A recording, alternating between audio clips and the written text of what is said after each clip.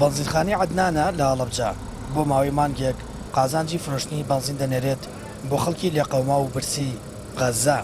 بەڕێوەبەری بەنزینخانەکە دەڵێت ئەو هەڵوێستێکی ئاینی و مرۆڤایەتیە و ئەرکی هەمووانە هاوکاری ئەو موسڵمانانە بکات.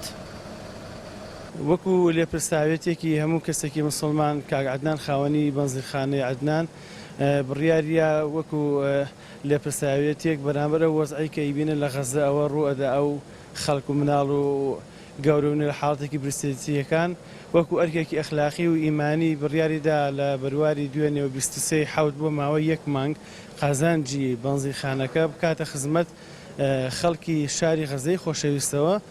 دەستگای خێرخوازی بەخشین بۆ ماوەی چەند ڕۆژێکە بۆ جارێکی دیکە هەڵمەتی کۆکردنەوەی هاوکاری بۆ خەڵکی مەدەنی و برسی غەزە دەست پێ کردووە. بەرپرسی دەستگاکەش لە پارێزگای هەڵەبجە دەڵێت خەڵک زۆر بەباشی بەدەم بانگەوازەکەون و بۆ ئەوەی متمانە بە بەخشین دەکەن هاوکاریەکان لە ڕێگەی دەستگاکەوە دەگەینە غەزە.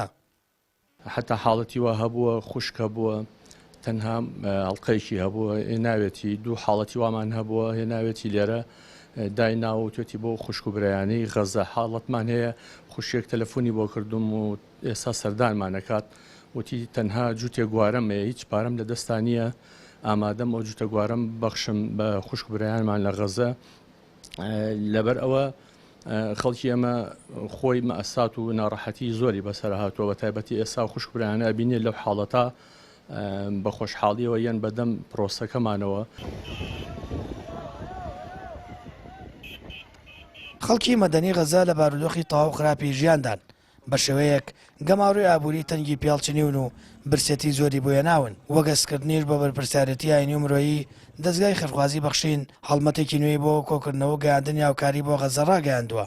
هاوڵاتیان و خێرخوازانیش لە هەرێمی کوردستان پەیتا بەشداری لە هەڵمەتەکەدا دەکەن و بە گەرم و گوڕی بەدەمیەوە دەچن. ساما فەتاح، کەناڵی ئاسمانی پەیام، هەڵەبجە.